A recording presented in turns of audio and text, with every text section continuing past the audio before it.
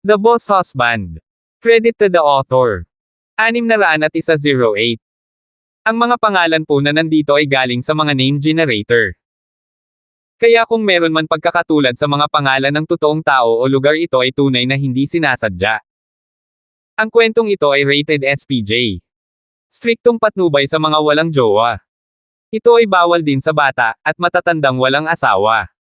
Sina Justin at Roslyn ay walang kaalam-alam kung ano ang nagpaputla kay Audley sa sandaling iyon. Nagtataka, lumingon sila para harapin ang direksyong tinitingnan ni matandang Lee. Oh! Doon ko naisip kung sino kaya ang nagtayo ng shop sa lugar na ito. Ikaw pala. No wonder hindi kita mahanap sa West District. I guess you must have relocated your stall recently. Isang matangkad na lalaki na medyo mataas ang tono ng boses ang lumapit sa kanila. Nakasuot siya ng leather jacket na hanggang baywang na may kasamang matingkad na pulang sando. Ito ay lalong kapansin-pansin sa marami sa mga dumadaan. Nakapaligid sa kanya ang isang grupo ng mga lalaki na dumating sa iba't ibang hugis at sukat. Nagmamarcha sila patungo sa stall ni Audley habang walang malay na naglalagay ng takot sa mga nasa paligid. Kumunat ang noo ni Justin nang makita niya silang papalapit sa stall. Napagtanto niya na ang dahilan kung bakit binago ni Audley ang lokasyon ng kanyang stall ay hindi dahil sa isang puspos na pamilihan, ngunit malamang dahil sa mga kabataang ito. Isang taon na ang nakalipas nang ang salungatan sa pagitan ng Red Thorn Society at West Union Society ay nangyayari sa Stonegate. Si Audley ay nahuli sa isang masamang sitwasyon kasama ang ama at ang anak ng pamilya Justin.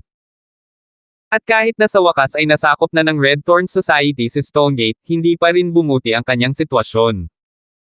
Pinag-isipan ito ni Justin at medyo nakakalito ang sitwasyon. Ang Red Thorn Society na nasa ilalim ng kontrol ni Roslyn ay hindi papayagang kumita ng kanilang kita sa pamamagitan ng paggamit ng mga kasuklam-suklam na paraan. Si Roslyn ay aktibong sinusubukang gawing legal ang mga aspeto ng paggawa ng pera ng kanyang negosyo. Bukod, ang Red Thorn Society ay hindi nagkukulang sa pera. Bakit nila gagawin ang kanilang mga alipors na mangolekta ng protection fees? Nang mapansin ang mabangis na aura ni Justin, agad na ipinaliwanag ni Roslyn, "Hubby, huwag kang magkamali. Pinagbawalan ko ang aking mga nasasakupan na apihin ang mga karaniwang tao gamit ang kanilang kapangyarihan. Sisiguraduhin kong titingnan ito mamaya." Tumango si Justin bilang pagsang-ayon. Nagtiwala siya na haharapin niya ang sitwasyon sa lalong madaling panahon. Hindi nagtagal ay nakarating na sa stall ni Audley ang matangkad at payat na lalaki. Ang mga punk sa paligid niya ay pinatabi sina Justin at Roslyn na may snobby at mayabang na kilos. "Audley, alam mo bang sa akin ang kalyeng ito, JP? Sa tingin mo ba ay may magbabago kung ililipat mo ang iyong tindahan?" Umiiyak at nauutal na sabi ni Audley, "Boss JP, hindi naman sa ayaw kong magbayad, ngunit talagang bumaba ang negosyo kamakailan lang. Pagkatapos lamang mailipat ang stall ko hanggang dito, nagsimulang kumita muli ang negosyo. Kapag kumita na ako, babayaran ko ang lahat ng bayarin sa proteksyon na utang ko pa. Mangyaring bigyan ako ng ilang araw para kolektahin ito." Ngumisi si JP. "Sabi mo babayaran mo ako noong nakaraang linggo. Pero hindi mo lang ako binayaran, tumakas ka pa sa ibang bahagi ng bayan." Ako, si JP, ay isang mabait at maluwag na tao. Lagi kong ginagawa ang lahat para mapanatili ang kapayapaan sa teritoryo ko habang nagnenegosyo ka. Pero inaasahan kong gampanan ng iba ang kanilang mga bahagi ng naaayon. Kaya't alamin mo na lang na kung ano man ang mangyari sa iyo ngayon, dahil hindi mo dapat sisihin ang iyong desisyon mula ngayon. Mahabagin sa iyo. At dahil doon, nagtipon ang ilan sa mga punk sa paligid ng stall. Dalawa sa kanila ang may lakas ng loob na kumuha ng mga tuhog ng karne ni matandang Lee at nginitian ang mga ito. Nanlamig at pawisan ang noo ng matandang Lee. Lumipat ang kanyang mga mata kay Justin sa pagsisikap na humingi ng tulong. Wala siyang choice.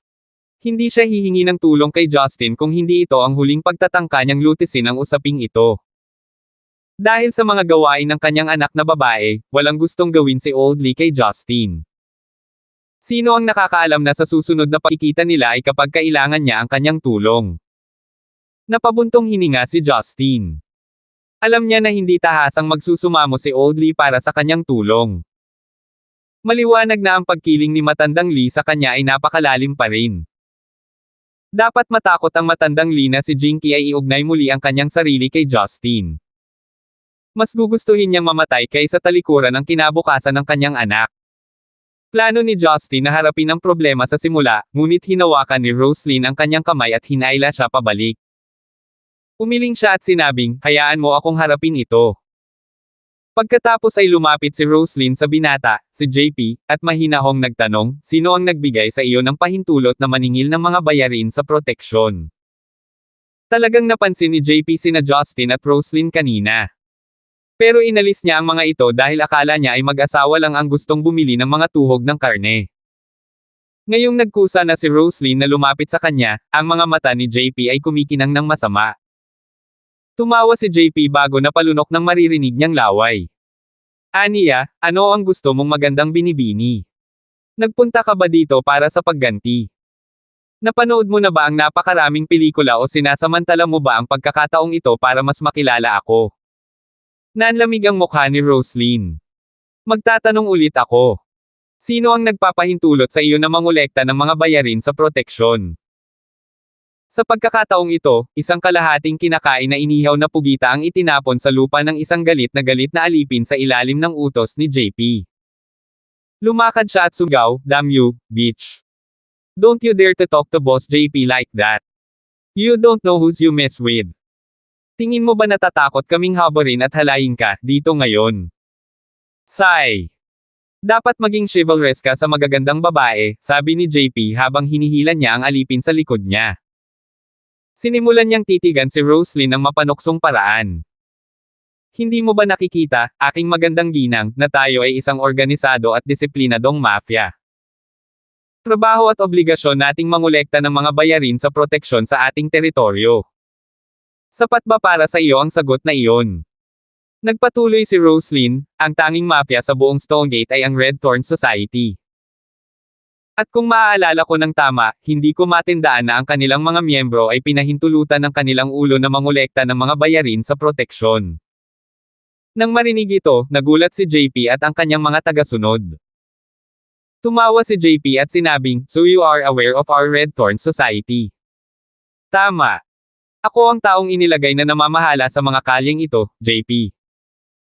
Tungkol naman sa mga sinasabi mo miss, na hindi kami binigyan ng pahintulot na mangolekta ng mga bayarin sa proteksyon, sa palagay ko ay nagkakamali ka. Karamihan sa mga tao ay hindi nauunawaan ang mga bagay na ginagawa namin at ang mga dahilan kung bakit namin ito ginagawa. Paano ko ipaliwanag kung paano ginagawa ang mga bagay dito sa iyo sa isang inumin? Si JP na may baluktot ng ngiti sa kanyang mukha, inabot ang mukha ni Roslyn sa pagtatangkang haplasan siya habang nagsasalita. Gayunpaman, bago maituwid ni JP ang kanyang kamay, ang paa ni Roslyn ay nakarating na sa likod ng kanyang tuhod. Hooray! Napasigaw si JP sa matinding paghihirap. Nawalan siya ng balanse, napaluhod siya sa lupa. Dahil sa biglaang pagbabago sa mga kaganapan, natagulan ang mga tagasunod ni JP upang proseso ang nangyari. Ang kanilang pinuno ay binugbog. Sneaky bitch. How dare you sneak an attack on our boss? Siguradong naghahanap ka ng mamatay ngayong gabi. Agad na bumagsak ang mga punk sa isang fighting stance, na handang sumunggab sa kanya. Wala silang pakialam na babae si Roslyn. Mga kamao at sipa ang pinadala sa kanya na nakatutok sa iba't ibang bahagi ng kanyang katawan. Bagamat hindi nila ito alam, ang mga taong ito ay walang kapares kay Roslyn. Umiwas lang siya sa mga atake nila at hindi man lang nag-abalang gamitin ang kanyang mga kamay. Sinipa niya silang lahat gamit ang kanyang mga paa, na para bang mga nakatigil na target. Sa isang mabilis na galaw lang, ang orihinal na sumikat na grupo ng mga punk ay yumuko sa sahig sa sakit habang nakayuko ang kanilang mga ulo sa takot. Natakot silang bugbugin muli ng babaeng iyon sa hindi kapani-pani walang bilis at lakas. Si JP pa rin, na natamboy kanina, ay nagngangalit ang mga ngipin at tuluyang tumayo na nakaharap sa kanya. Mariin niyang tinitigan si Roslyn. Baliw. Baka minaliit ko ang kakayahan mo. So akala mo manlalaban ka ha? Teka lang. Sa isang tawag sa boss ko, magdadala siya ng mahigit 100 sa pinakamahuhusay nating manlalaban. Tingnan natin kung gusto mo pa rin ang sarili mong palaban. Maghihintay ako dito. Medyo curious akong makita kung sino ang boss mo. Medyo na-off-put si JP sa pagkakakilanlan ni Roslyn dahil sa kanyang nagbabantang presensya. Ngunit hindi niya mabawi ang mga salitang binitawan na. Sa kanyang isip, walang sino mang hanggal upang pukawin ang Red Thorn Society. Gaano man kalakas ang babaeng ito, paano niya matatalo ang bawat miyembro ng Red Thorn Society? Matapos ipaliwanag ang buong sitwasyon sa kanyang sarili, si JP ay nadagdagan ng bagong katapangan. Inilabas niya ang mobile phone na nakabakal sa kanyang sinturon at dinial ang numero ng kanyang amo. Nang matapos ang tawag, sumigaw siya, "Hello, kuya, nasaan ka?" "Ano? Umiinom. May binugbog lang ako." "Oo, sa iyong turf. Sa south entrance ng Food Street. Ipadala mo dito ang pinakamagaling mong lalaki." Ang babaeng ito ay napaka-brutal kaya sinaktan niya ako at ang mga lalaki ko. Habang nagsasalita sa telepono, matamang tinitigan ni JP si Roslyn. Nakatitig ito sa kanya, natatakot na subukan nitong makatakas. Ang matandang Lee, na nasaksihan ang pagtawag ni JP sa telepono, ay labis na natakot kaya dali-dali siyang pumunta sa tabi ni Justin at tahimik na bumulong, "Justin, kunin mo ang babaeng ito at umalis." Ang kapatid ni JP, si Zoldy, ay inilagay bilang isa sa mga pinuno sa Red Thorn Society. Hindi siya isang tao na dapat pabayaan. Tayong mga karaniwang tao ay walang kapangyarihan laban sa mga taong katulad niya. Bagamat noong nakaraan ay tinulungan ni Justin si Old Lee na makitungo sa pamilya Chen, hindi nalaman ni Old Lee na si Justin ang tumulong sa kanya dito. Kaya ang kilala lang niya ay si Justin bilang isang bihasang binata na nagpakasal sa binibini ng isang mayamang angkan. Sa kanyang mga mata, imposibleng hominy ni Justin si Zoldy na may 100 lalaki na umalalay sa kanya. 602. Matapos marinig ang pangalang Zoldy Lay, sumimangot si Roslyn.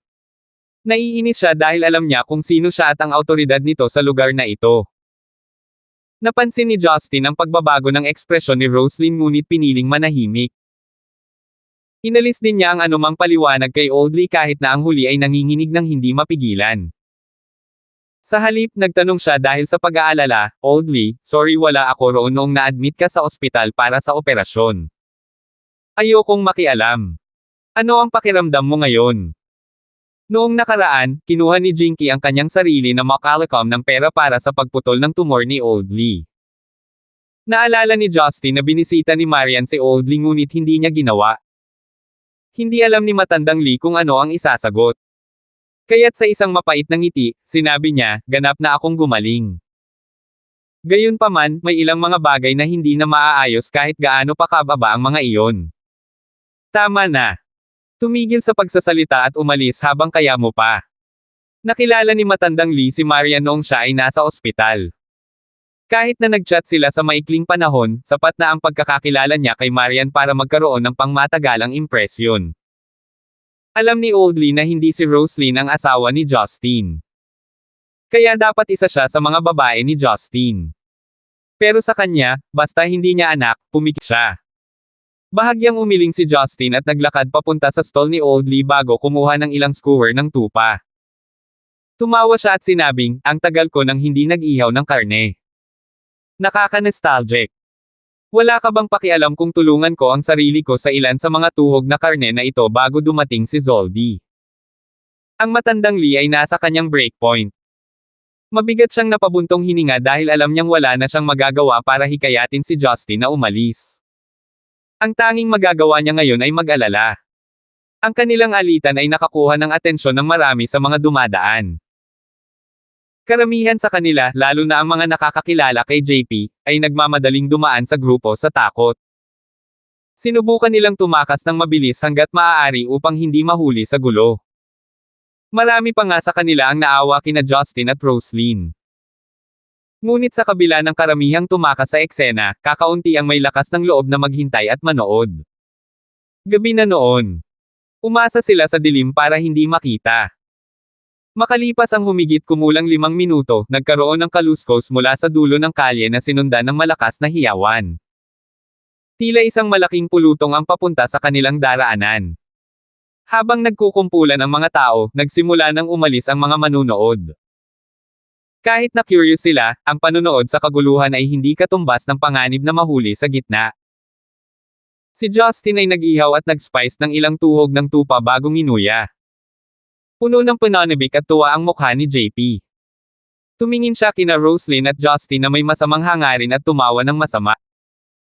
Tumatakbo patungo sa mga tao, sumigaw siya, "Kuya." Si Zoldy ay isang nasa katanghaliang gulang na lalaki na may mukhang boxy na mukha. Mas mataba siya at mas maikli kumpara kay JP.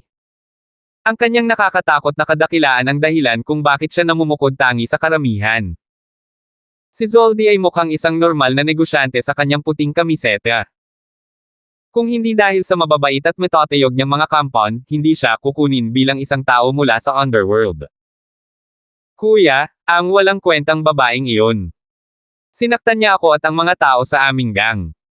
Umiyak ng masama si JP sa tabi ni Zoldy. Pinandilatan ni Zoldy ang kanyang kapatid at sinabing, "Hindi ka na maliit." Sumagot si JP habang nakakaramdam ng mali, "Kuya, hindi ko kasalanan. Masyadong malakas ang babaeng iyon. Kami ng mga nasasakupan ko ay hindi tugma sa kanya."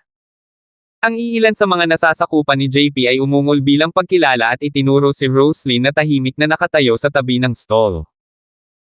Si Justin, na nag-e-enjoy sa kanyang mga tuhog ng tupa, ay sinasabing kasabwat niya.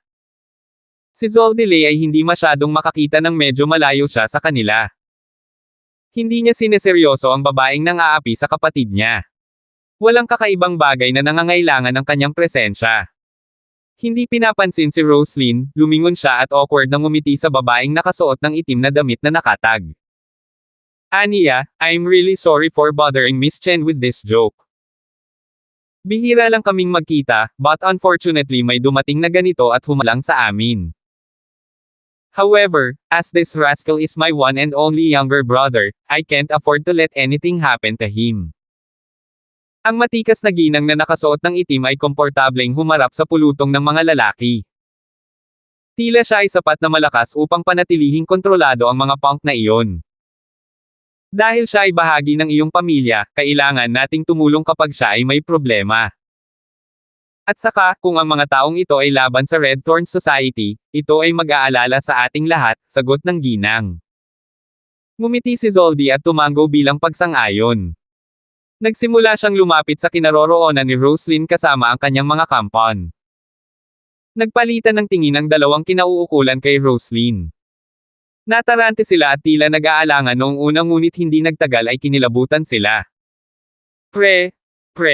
President. Ate Roslyn. Laking gulat ni Zoldy at ang babaeng nakaitim nang makilala nila si Roslyn. Nagulat din ang mga miyembro ng Red Thorn Society na nakapaligid sa dalawa. Marami sa kanila ang hindi pa nakita ni Roslyn. Ngunit sino pa ang tatawagan ng kanilang mga ulo na president, kung hindi ang pinuno ng Red Thorn Society? Ang babaeng bihirang magpakita sa publiko at nag-iisang namuno sa underworld ng Stonegate ay walang iba kundi si Roslyn. Sa kabilang banda, namutla si JP nang sa wakas ay naunawaan niya ang ibig sabihin ng tawagin ng kanyang kapatid si Roslyn na president. Halos mahimatay siya sa gulat. "Anong problema, Rowena at Zoldy? Mukhang hindi kayo masyadong masaya na makita ako," sabi ni Roslyn habang nakatingin sa mga tao. Natahimik ang buong paligid na parang tumigil ang oras. Si Roslyn ay kasuot ng isang casual na damit na nagmukhang isang ordinaryong kagandahan sa lungsod. Hindi siya makilala ni Zoldy at Rowena mula sa malayo. Nagtagal si Zoldy para alalahanin ang sarili bago siya yumuko ng may paggalang. Mabilis niyang ipinaliwanag, "President, mangyaring manatiling kalmado. Hindi ito ang iniisip mo. Kung alam kong ikaw iyon, gagawin ko. Gagawin ko." Malamig na ngumiti si Roslyn. "You would what? Are you going to misuse your power as one of the heads in Red Thorn Society para tulungan ang kapatid mo? Kung ibang tao ang sumuntok sa kapatid mo ngayon, tinulungan mo ba siyang ibalik ang pabor?" Naramdaman ni Zoldy na nanlambot ang kanyang mga binti. Clueless kung ano ang isasagot, sinipa niya si JP sa isang tabi dahil sa frustration. "Asar! Bastard! How dare you provoke the president?" Umikot si JP sa ere ng ilang beses bago nawala ng malay. Ang matandang Lee, na nakatayo pa ring nagyelo sa parehong lugar, ay bumuka ang kanyang bibig sa pagtataka. Hindi ako makapaniwala na itong maganda at binibini ang presidente ng Red Thorn Society. Hindi nakakagulat na hindi nag-alala si Justin. Bakit patuloy na napapalibutan si Justin ng mga makapangyarihang babae? Tandang pananong. Isip niya. Sa kabilang banda, si Rowena na tila takot na takot sa revelasyon, ay kinagat ang kanyang labi at naglakad patungo kay Roslyn. Ibinaba niya ang kanyang ulo at mahinang sinabi, "Sister Roslyn, nandito lang ako para pag-usapan ang ilang isyo kay Mr. Lay. Mangyaring huwag intindihin ang pagkakasangkot ko dito." Tumingin si Roslyn kay Rowena nang walang pakialam at hindi siya pinansin. Sa halip, tumingin siya sa takot na si Zoldy. Sinabi niya, "Naaalala ko na sinabi namin na kung kami, ang Red Thorn Society, ay nais na manindigan, hindi namin dapat gamitin sa maling paraan ang aming kapangyarihan. Ang mga nagbabanta sa mga sibilyan ay mapaparusahan ng husto. Ang sinumang mga pinuno na nabigong panatilihing kontrolado ang kanilang mga dibisyon ay magdadala din ng mga kahihinatnan. Hindi ako makapaniwala na ako ang nakatatanggap nito ngayon. Lalo na dahil bihira akong umalis sa bahay ng publiko. Habang ginagamit ang pangalan ng aking lipunan, hinahamon mo ba ang aking posisyon at ang aking mga utos?" Tumayo si Zoldy at paulit-ulit na humingi ng tawad. "President, huwag kang magalit, responsibilidad ko ang lahat ng mga nangyari ngayon. Tuturuan ko siya ng leksyon pagbalik namin. Pangako ko na ito na ang huling maririnig mo sa mga ganitong kaso." "Ayos lang," mahinahong sabi ni Roslyn. "May mga bagay na hinding-hindi mapapatawad. Zoldy, tapusin mo ang anumang bagay na hindi pa nababayaran. Bukas, magpapadala ako ng ibang tao para pumalit sa iyong domain. Iiwan mo ang Red Thorn Society kasama ang iyong kapatid." Matapos marinig ang sinabi ni Roslyn, si Zoldy ay natakot at nabalisa. Napasigaw siya sa gulat, "President! Hindi mo ito magagawa sa akin." Tumaas ang boses ni Roslyn at sumagot, "Sino ang presidente? Ikaw o ako?" Habang sumisigaw siya, isang malakas na nakakatakot na aura ang bumungad kay Roslyn. Nasuffocate nito si Rowena na nakatayo sa gilid ng kanilang pag-uusap. Napla ang mukha ni Zoldy habang ang kanyang mga pisngi ay naging kulay pula. Ikinuyom niya ang kanyang mga kamao at sinabing, "President, lagi kitang iginagalang. For once, naging kasalanan ko ang pangyayaring ito. Inaamin ko na naging pabaya ako sa aking mga nasasakupan at kapatid. Ngunit nakapaglingkod ako ng maayos sa Red Thorn Society sa lahat ng mga taon na ito. Ibinigay ko ang aking 110% pagsisikap para makarating sa kinalalagyan ko ngayon. Kung lalayo ka dahil sa isang pagkakamali ko, Lay. 603. Talagang hinahamon ni Zoldy ang posisyon ni Roslyn bilang Pangulo. Hindi na niya iniangat ang ulo at sa halip ay nakatitig na sa kanya. Nagsimulang kumulo si Roslyn sa frustration. Hindi niya inaasahan na si Zoldy ay hayagang lalaban sa kanya. Natatawang puno ng mali siya ang boses, sinabi niya, "Mukhang matagal na akong wala kaya nakalimutan na ng ilang tao ang kanilang lugar. Zoldy, nagsisimula ka ba ng rebelyon? Ang isang ito ay hindi nang ahas na gawin ito. Ngunit gayunpaman, sa tingin ko ay hindi angkop ang desisyon ng Pangulo." Marahas na sumigaw si Zoldy. "Kung ipipilit ng Pangulo na tanggalin ang isang ito, hinihiling ko sa Pangulo na mag-organisa ng isang pagpupulong sa lahat ng mga pinuno sa loob ng gang. Gusto kong bumaba sa isang boto ang aking pagpapaalis. Kung naniniwala ang lahat na karapat-dapat ako sa matinding parusa, aalis ako ng walang pag-aalinlangan." Napuno ng dilim ang mga mata ni Roslyn. "Zoldy, bakit sa tingin mo ay karapat-dapat kang makipag-ayos? Kung hindi dahil sa kontribusyon mo sa lipunan, pinaliguan ko sana ang mismong kalyeng ito kasama mo ang dugo ng iyong kapatid." Walang nagdududa sa sinabi ni Roslyn. Iyon ay dahil ang kanyang mga mata ay lumulubog na may layuning pumatay. Si Rowena na hanggang ngayon, ay isang inosenteng tagamasid lamang, ay hindi napigil ang sabihin, "Sister Roslyn, si Mr. Lay ay hindi lubos na napag-alaman tungkol dito. Lahat ay nagkakamali paminsan-minsan. Mangyaring magpakita sa kanya ng kaunting awa sa pagkakataong ito. Ano man ang kanyang ginawa, siya ay isang founding member ng lipunang ito. Hindi pa banggitin ang kanyang malaking kontribusyon sa lipunang ito. Higit pa rito, tiyak na masisira ang isang malaking distrito ng operasyon. Sukat. Hindi man lang lumingon si Roslyn sa kanyang direksyon nang humingi ng awa si Rowena sa ngalan ni Zoldy. Sa halip, mas lalo siyang nalungkot. Sa wakas ay bumaling siya kay Rowena at malamig na sinabi, naniniwala akong hindi ko pa binibitiwan ang titulo ng Pangulo sa iyo, hindi ba? Bakit ngayon mo pa inaako ang tungkulin? Agad na namutla si Rowena, ibinaba ang kanyang ulo sa takot, nawala ng lakas ng loob na magsalita. Sa kabaligtaran, si Zoldy ay nahulog sa pagmumuni-muni matapos makita si Rowena na nagsusumamo sa kanyang ngalan. Nakita ni Roslyn na ibinaba ni Rowena ang kanyang ulo, kaya't nilingon niya si Zoldy at sinabing, nasabi ko na ang lahat ng gusto ko. Kung hindi pa kayo aalis ng kapatid mo bukas, huwag mo akong sisihin sa susunod na mangyayari. Ang tagal ko nang nabasa ang aking mga kamay sa dugo. Zoldy, mangyaring huwag mo akong simulan sa iyo.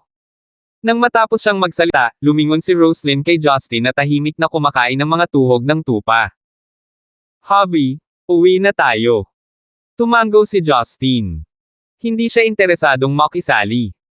Para sa kanya, anuman ang nangyari sa Red Thorn Society ay hindi isang malaking pag-aalala sa kanya.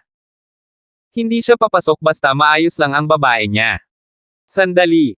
Humihingal sa galit si Zoldy. President, wala ka ng choice. Tumigil sa paggalaw sina Justin at Roslyn at lumingon. Si Zoldy na nakatitig sa kanila na may nagbabagang galit, ay naglabas ng isang itim na berete 72. Ang barrels ay nakatutok mismo sa ulo ni Roslyn. Ah! Ito ay isang baril. Mabilis na naghiwa-hiwalay na parang daga ang mga sibilyan sa mga lansangan nang mapagtanto nila kung gaano kalubha ang sitwasyon. Gayunpaman, marami sa mga taong kumakain sa malapit ang nanunood sa eksena. Si Zoldy ay may hawak na isang tunay na baril, dahilan upang mapahiyaw sa pagkabalisa at gulat ang mga sibilyan na hindi pa nakakita noon. Ang dating tahimik na kalye ay nauwi sa kaguluhan. Ang mga tao ay nagsimulang tumakbo sa lahat ng iba't ibang direksyon sa takot na sila ay mahuli sa crossfire. Ang mga inosenteng buhay ay maaaring mawala kung may pagkakamali. Zoldy, nababaliw ka na ba? Ibaba mo ang baril. Si Rowena na kanina ay nakayuko ay itinaas ito nang makita ang baril. Nagmamakaawa siya, Mr. Lay, mangyaring huwag kumilos ng walang kabuluhan. Hindi ito biro. Ngumiti ng malisyoso si Zoldy. Alam kong seryoso ito. Miss Chen, huwag kang mag-alala. Tatandaan ko ang iyong mabait na artista ngayon at ibabalik ko ang pabor. Dahil umunlad na ang mga bagay-bagay, hindi ko na kailangan pang maupo dito at tiisin ang matigas na ulo nating presidente. Salamat, Presidente, sa iyong pag-aalaga sa mga nakaraang taon. Ako mismo ang magpapaalis sa iyo ngayon, ngunit dahil lang sa pinilit mo akong lumapit. Ano sa tingin mo ang magagawa nito? Gaano katanga? Hindi naman kinabahan si Roslyn. Hindi pinapansin ang katotohanang hindi ito ang unang pagkakataon na humawak ng baril, alam niyang walang mangyayari sa kanya kapag nasa tabi niya si Justin. Sinabi ni Zoldy, lubos akong nababatid sa aking mga kakayahan. Mamamatay ako ngayon kung mabaigo ako. Ang mga taong ito dito ay ang lahat ng mga kapatid na pinagkakatiwalaan ko. Kahit gaano ka kahusay sa pakikipaglaban, Presidente, walang paraan na makakatalo ka ng baril. Naniniwala ako na hindi ka nagdududa sa aking kakayahan na gawin ito. Siyempre, kung magiging napakabait mo para kalimutan ang mga pangyayari na laging nangyayari sa iyo ngayon. Para makita kang umalis. Bakit ka ba gumagawa ng ganyan? Nang-aasar na tanong ni Roslyn. Talagang mas natatakot ka sa akin kaysa sa iba. Kung hindi ay hinayla mo na ang gatilyo ngayon. Bakit ka pa magdadaldel? Namula si Zoldy Lay sa galit. Presidente, masyado mong mataas ang tingin mo sa sarili mo. Hindi naman mahalaga. Nagdala ako ng kasaganaan sa Red Thorn Society sa nakalipas na 2 taon. Kaya oras na para simulan kong tamasahin ang mga bunga ng aking pagpapagal. Ngayon na ang iyong tagapagmana na si Rowena ay naging higit sa kakayahan, naniniwala akong lahat tayo ay susuporta sa kanya upang sakupin ang iyong posisyon. Napuno ng gulat ang mga mata ni Rowena nang marinig niya si Zoldy. Pilit na kinagat ang kanyang mga labi, nag-aalalang tumingin siya kay Roslyn at sinulyapan si Justin na nanatiling tahimik. Tumingin si Roslyn kay Rowena bago sinabing, sinusubukan mo bang sabihin na gusto mong palitan ako ni Rowena? Tama. Sa nakalipas na 6 na buwan, pinangangasiwaan ni Miss Chen ang mga gawain sa pamamahala sa loob ng lipunang ito. Napansin naming lahat ang kanyang mahusay na trabaho. Dahil ang presidente ay nagtaas ng isang mahusay na tagapagmana, tiyak na siya ang pumalit sa lalong madaling panahon o huli. Kaya bakit hindi natin pabilisin ang prosesong iyon ng kaunti? Napuno ng panatisismo ang mga mata ni Zoldy. Hanggat pumayag ang presidente na mag-organisa ng isang pulong at ipasa ang lahat ng responsibilidad kay Miss Chen, handa akong tulungan siyang palakasin ang kanyang posisyon. Tama na. Zoldy. Huwag mo akong idamay sa nakakabaliw na plano mo. Ibaba mo na ang baril mo. How dare you pointing a gun at president? Hindi na nakapagpigil si Rowena. Ang takot sa kanyang puso ay sumabog sa galit. Hindi na siya ang parehong walang muwang na batang babae na bagong dating sa Stonegate. Sa nakaraang taon, sa ilalim ng patnubay ni Roslyn, siya ay lubos na napabuti sa kakayahan at kilos.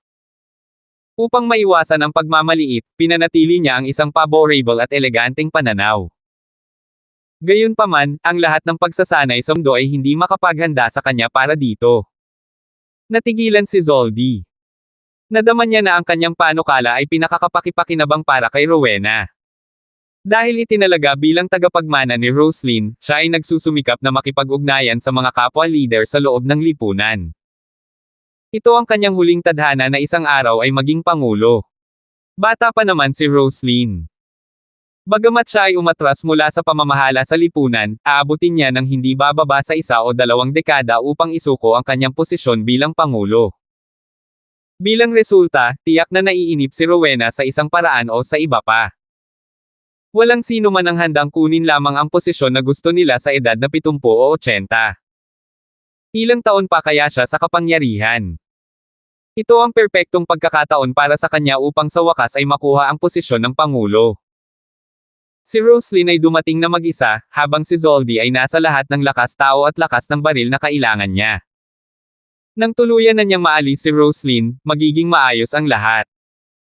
Ganun ba kitikot si Rowena kay Roslyn, o natatakot ba siya sa ibang bagay? Hindi makaisip si Zoldy ng lohikal na paliwanag kahit anong pilit niya.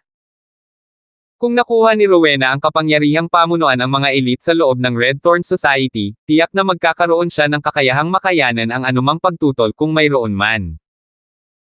Eksaktong ito ay dahil ang tukso para sa posisyon ng presidente sa loob ng Red Thorn Society ay napakalaki, habang si Rowena ay humihingi ng awa para kay Zoldy, naisip niyang makukuha niya ang kooperasyon ni Rowena. Bakit pa hihingi ng tawad si Rowena? Hindi ba siya umaasa na makakuha ng suporta mula sa mga pinuno sa gang? 604.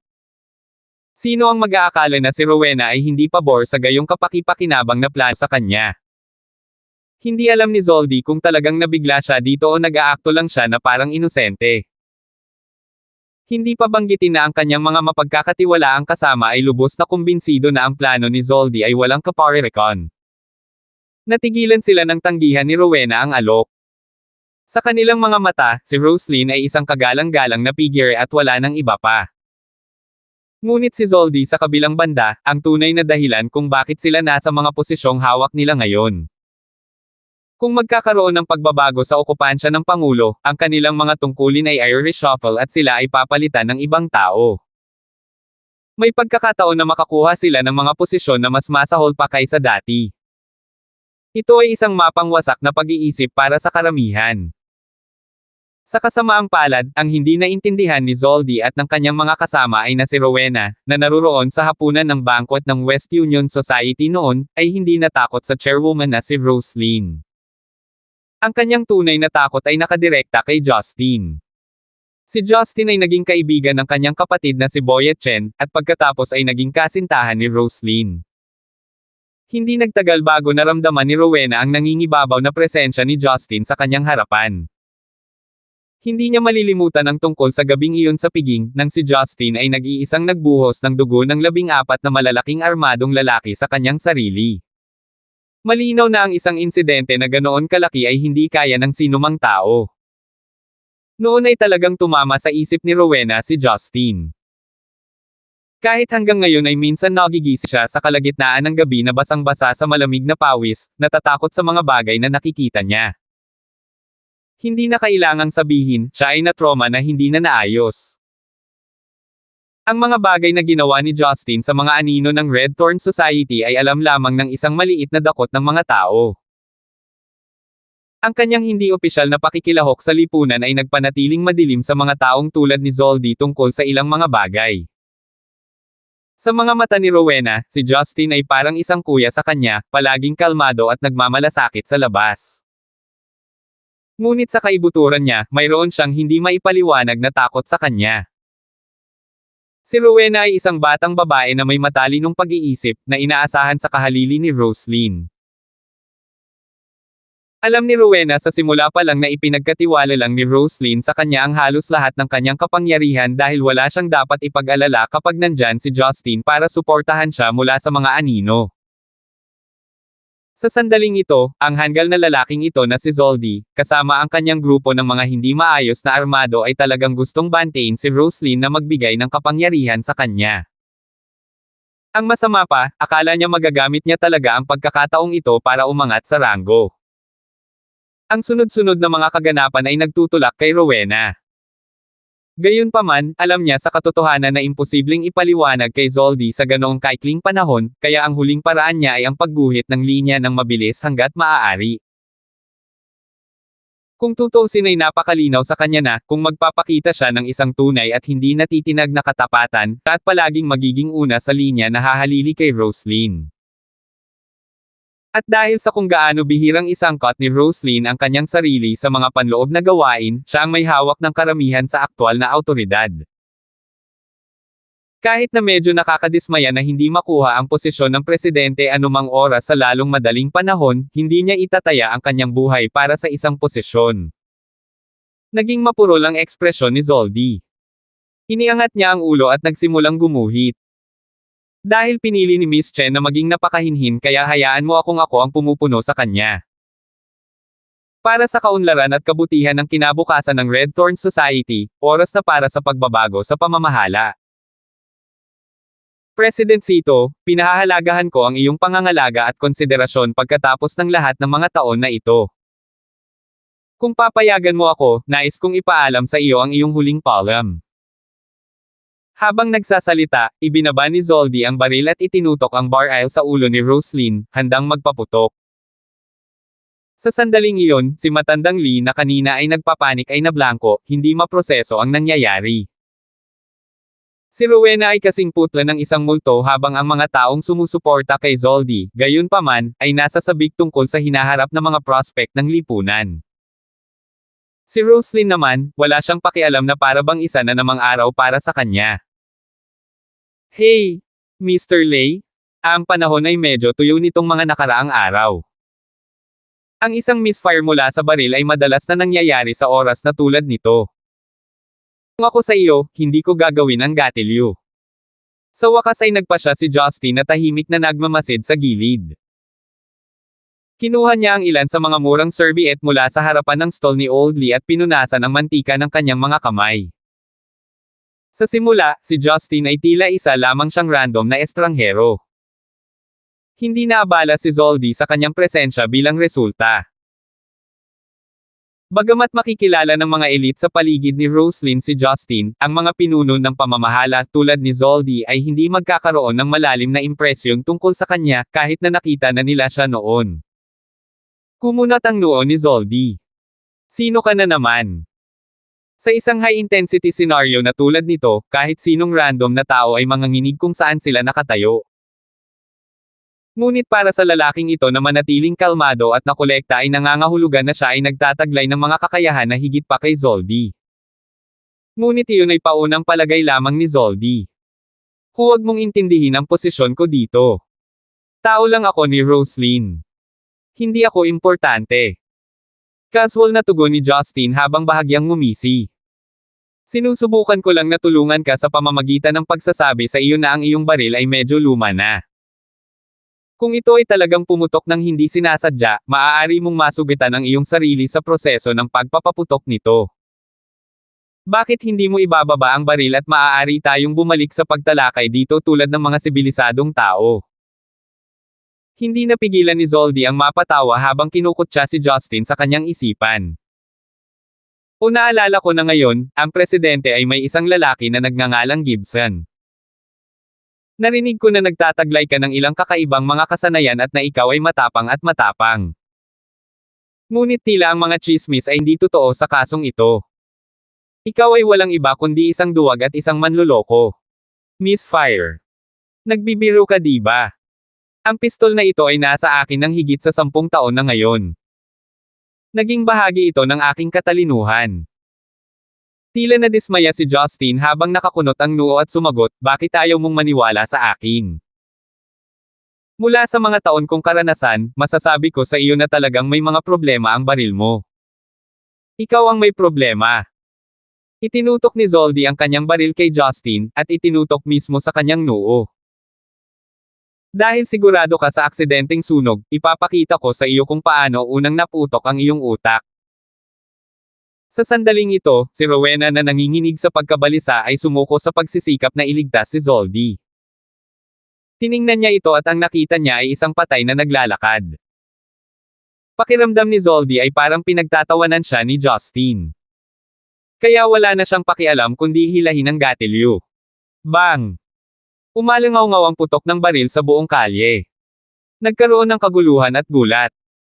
Samantala, ang mga mapagkakatiwalaang kasamahan ni Zoldy sa likuran niya ay naiwang nalilito sa eksena. Napagtanto nila na ang pagiging mamerkahan ng kanilang amo ay hindi kasing husay ng nilalaro niya. Dahil ang mabagsik na bata na si Justin, ay buhay pa at nakatayo sa kinaroroonan niya. Ang sumunod na nangyari ay napatulala silang lahat. Si Zoldy na nakatayo at nakatalikod sa kanila ay biglang nanghina nang dumulas ang baril sa kanyang mga daliri. Hindi nagtagal ay sumunod ang kanyang katawan habang siya ay nakaluhod sa lupa. Thud! Sa gitna ng buhangin at alikabok, ang katawan ni Zoldy ay natagpuang bumagsak sa lupa na parang walang buhay na pupay. Boss! Kuya! Ang mga kasama ni Zoldy ay sumigaw at naghiyawan sa gulat, hindi maintindihan ang nangyari sa segundong iyon. Dahil sa curious kung ano ang naging sanhi ng ganoong pangyayari, lumuhod sila para tingnan ng malapitan ang katawan nito. Kinilabutan sila sa kanilang nakita. Sa gitna ng kanyang noo, may bunganga na kasing laki ng bala. Umaagos ang dugo mula sa butas na parang sirang gripo. Hindi nagtagal ay binalot nito ang kalahati ng kanyang mukha dahil walang gustong hawakan o takpan ng butas. Nakadilat ang magkabilang mata niya, tila nasuray-suray sa sarili niyang napaaga na kamatayan. Hindi na bigla, humikab si Justin sa harap ng kaguluhan. Hindi interesado sa nangyari, sumagot siya, hindi ba sinabi ko sa iyo na ang iyong baril ay luma na at haantong sa isang misfire? Tingnan mo, ngayon ang bala ay tumama sa iyong sariling ulo. Sinusubukan ko lamang na maging mabait, ngunit hindi ka nakikinig. Lahat ng naruroon minus Roslyn na bahagyang nagulat, ay nakatingin kay Justin sa gulat. Para silang nasa harapan mismo ng demonyo. Isang misfire. Isang tanga lang ang maniniwala niyan. Nang sa wakas ay naunawaan na ng lahat ang sitwasyon, napagtanto nila na sa ilang segundo ay nagpaputok na ang baril, gumawa si Justin ng isang hindi maarak na panlilinlang sa pamamagitan ng pagtatiboy ng bala pabalik. Naging sanhi ito ng bala upang dumiretso sa utak ni Zoldy. Nangyari ito ng napakabilis kaya hindi ito nakuha ng mata ng tao.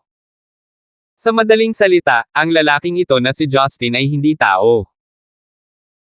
Kapag ang sangkatauhan ay nakatagpo ng isang presensya na hindi nila maintindihan, sila ay nagiging lubhang madaling kapitan ng tunay, hindi mailarawang takot. Lahat ng naruroon ay natakot kay Justin. Isang presensya na nakakatakot na ang kanilang mga binti ay nanlambot sa kabila ng patuloy na pagpintig sa kanilang mga ulo na nagsasabi sa kanila na tumakbo. Ang paghihiganti kay Zoldy ang huling nasa isip nila. Sa puntong ito, tinatanggap ni Roslyn ang mga kakayahan ni Justin. Siya ang unang nakabawi mula sa pagkabigla. Pagkatapos ay tinutuya niya ang iba pang miyembro ng gang. Magsama-sama kayo. Patay na ang iyong amo, na nag-iiwan sa iba sa inyo ng dalawang pagpipilian. Una, ang mga tapat pa rin sa kanya ay maaaring samahan siya sa ilalim ng 6 na talampakan. Pangalawa, isumpa ninyo ang inyong katapatan sa Red Thorn Society, at magtatalaga ako ng bagong ulo sa inyong lahat. Mayroon lamang talagang isang mabubuhay na opsyon para sa marami sa kanila. Isang baliw lang ang manunumpa ng katapatan sa patay. Ang buong gang ng mga mapagkakatiwalaang kasamahan ni Zoldy ay pare-parehong bumaba sa lupa, lumuluhod at umiiyak habang inilalantad ang kasuklam-suklam na mga gawa ni Zoldy. Nagsimula silang maglabas ng kalokohan tungkol sa kung paano silang lahat ay na-blackmail sa paggawa ng kanyang maruming gawain. Paanong wala sa kanila ang ginawa sa kanilang sariling kagustuhan. Kung gaano nila hinangaan at iginalang si Roslyn bilang kanilang pinuno. Ang dating masayang grupo ng mga lalaki ay biglang naging emosyonal habang sila ay humahagulgol at humahagulgol. Si Roslyn, na inis sa kalunos-lunos nilang mga kilos, ay nagtaas ng kamay para pigilan sila. Alisin mo ang katawan ni Zoldy. Hinaharangan niya ang daraanan ko. Nang marinig ang pagpapatawad ni Roslyn, ang grupo ng mga lalaki ay nagpakawalan ng sama-samang buntong hininga na parang nakaligtas sa kamatayan. Mabilis nilang kinaladkad ang bangkay ni Zoldy na parang isang gunny sack at naglaho sa abot tanaw. Bago sila kumari pa ng takbo, bawat isa ay mabilis na binalik ang tingin kay Justin, nag-iingat sa posibilidad na sila ay mabaril sa likod. Ang pinakamalapit na bagay na maihahambing sa maliit na paghihimagsik na ito ay isang soap opera. Si Justin bilang highlight ng kaganapan ay tila hindi nabigla sa lahat ng nangyari bago pa lang sa kanya. Tumayo si Rowena hindi masyadong malayo sa kanila, nanginginig ang mahina niyang katawan dahil sa mga kamakailang pangyayari. Hindi siya naglakas loob na magsalita ni isang salita o tumingin kay Roslyn sa mga mata. Kung tutuusin, alam niyang may higit pa sa isang piraso ng isip si Roslyn na ibibigay sa kanya. Gaya ng inaasahan ay natahimik si Roslyn saglit bago siya nag-order. Halika dito. Si Rowena ay masunarang lumipat sa likuran ni Roslyn kung saan siya nakatayo. Paano niya nagagawang sumuway pagkatapos niyang masaksihan ang ganoong gawain? Sampal. Isang malakas na sampal dumiretso sa mga pisngi ni Rowena, hanggang sa ang buong katawan niya ay umindayog kaliwa pa kanan na nawala ng balanse.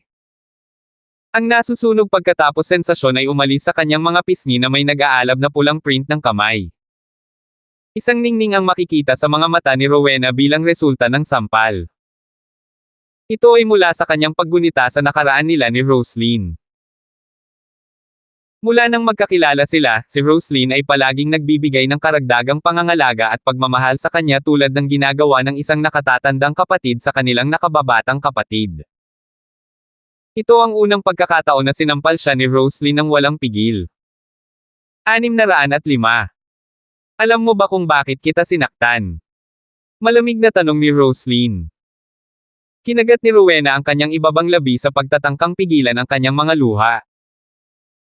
Ako, hindi ko dapat tinulungan si Zoldy na mahiga para sa awa.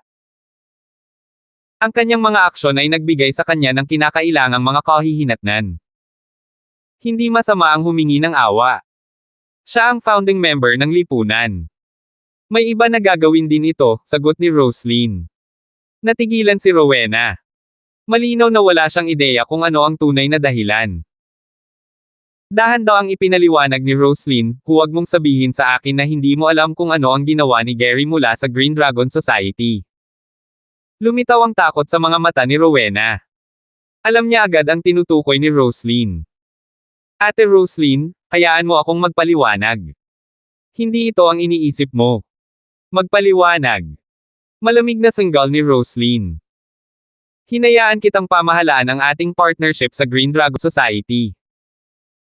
Hindi ibig sabihin yun ay hinayaan kitang gumawa ng mga krimen sa kanila o pinapayagan kang gumawa ng bawat desisyon ng mag-isa. Ang tanging dahilan kung bakit nagawa ng Red Thorn Society na masakop ang underworld ng Stonegate ay hindi dahil sa ating kapangyarihan, ngunit dahil ang ginagawa natin ay hindi lumalampas sa ilang partikular na hangganan ng pamahalaan. Nagbigay lang ako ng kaunting kapangyarihan sa iyo. Ngunit ang ginawa mo dito ay mas malupit kaysa sa anumang nagawa ko. At hindi mahalaga kung ano ang iyong mga dahilan. Ang unang bagay na dapat mong ginawa ay iulat ang bagay na iyon sa akin.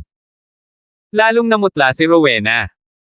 Bahagyang nanginginig, mamulong siya, naisip ko lang na ang pagtanggi sa kahilingan ni Gary ay makakasama sa aming relasyon sa Green Dragon Society.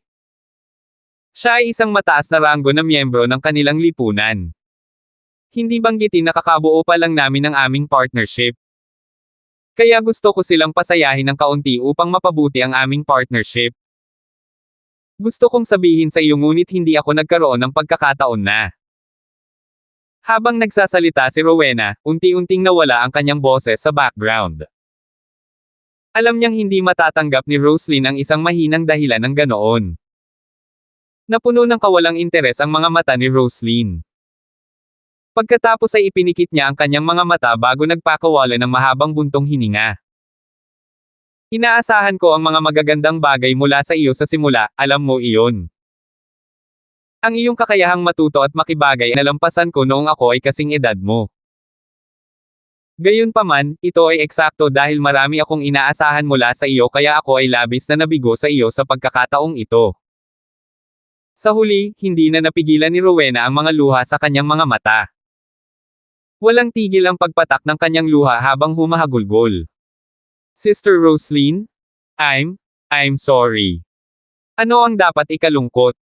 Ako ang nagbigay sa iyo ng kapangyarihang ito. Ako rin ang nabigo sa bagay na iyon.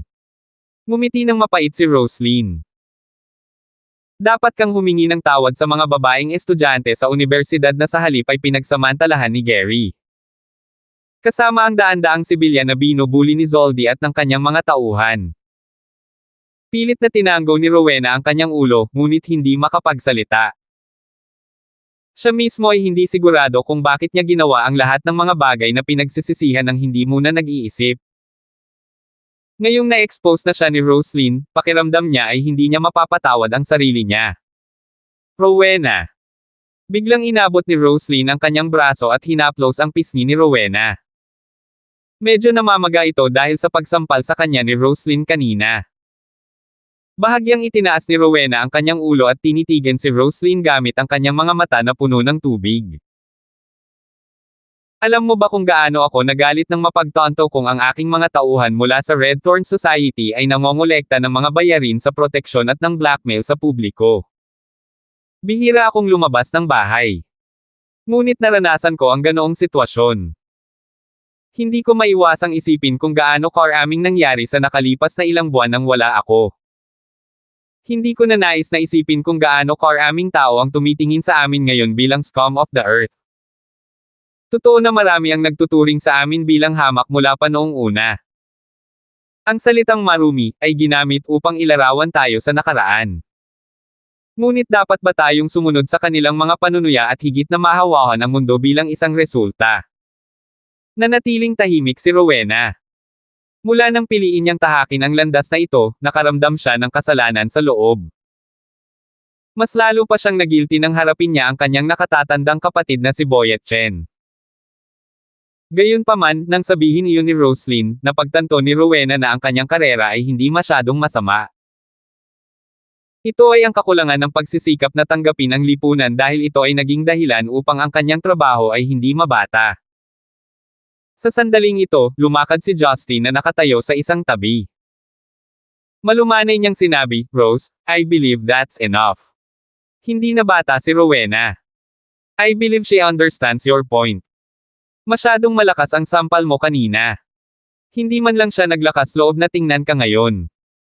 Nagpapasalamat si Rowena kay Justin. Hindi niya inaasahan na ganoon pa rin ang pakikitungo ni Justin sa kanya kapag nagkamali siya. Tumango si Roslyn at mahinang ngumiti sa katahimikan.